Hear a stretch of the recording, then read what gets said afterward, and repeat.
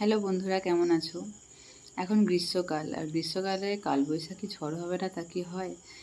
এই কদিন ধরে এত গরম চলছে যে আমরা একদম অতিষ্ঠ হয়ে যাচ্ছি।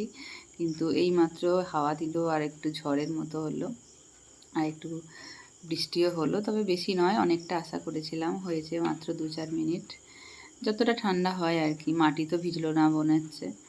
আর আমার বাগানে প্রচুর গাছ আছে, গাছপালাগুলোর একদম জর্জরিত অবস্থা, শুকিয়ে বাকিয়ে কী অবস্থা হয়ে গেছে। কত জল দেবো বলো? অত জল দেওয়া সম্ভব নয়।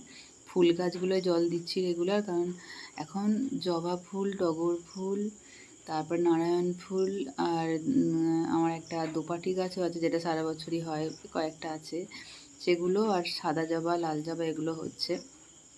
তার জন্য এই ফুল গাছগুলোয় জল না দিলে খুব মায়া লাগে। এত ফুল দিচ্ছে আমাদের, আর রোজ একটু জল দেবো না?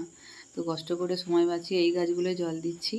আর আমার বাগানে অনেক লঙ্কা গাছ আছে, লঙ্কা গাছগুলোতেও জল দিচ্ছি, চেষ্টা করছি দেওয়ার। আর গরমের জন্য লঙ্কা সেভাবে হচ্ছেও না। বৃষ্টিটা, বর্ষা পড়লে হয়তো আবারও নতুন করে লঙ্কা হবে, তাও টুকটুক করে হয়ে যাচ্ছে। গত শীতকাল থেকে বোধহয় লঙ্কা আমাদের কিনতেই হয়নি। তো চলো, সবাই গরমে কেমন আছো বলো?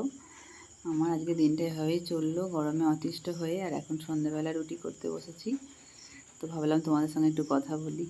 চলো, টাটা।